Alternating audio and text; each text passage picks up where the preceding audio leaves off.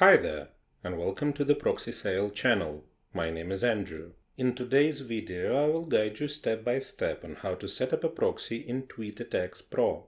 Let's get started. Launch TweetAttacks Pro. If you haven't created an account yet, start by creating one. If you have already created an account, go to the Account Management tab and select Bind Proxy. On the left-hand side, you will see the list of created accounts.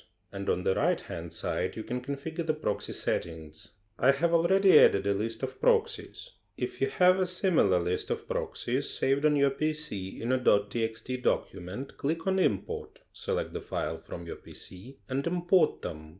The proxies will then appear in a list, just like mine. If you only have one proxy and you want to set it up, enter the IP address of your proxy in the IP field and enter the port in the proxy port field.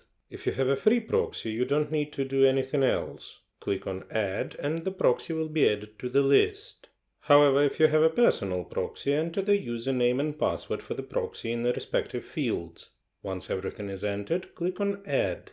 The specified proxy will now appear at the end of the list. Next, you need to select the account to which you want to assign the proxy. Choose a proxy from the list and click on Bind Proxies to associate the proxy with the selected account.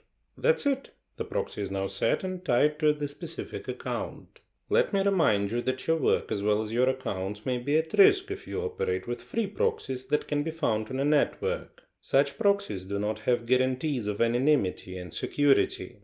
We recommend a reliable and trusted provider, ProxySale.com, which will allow you to get proxies of any location with guaranteed anonymity and security for working on a network.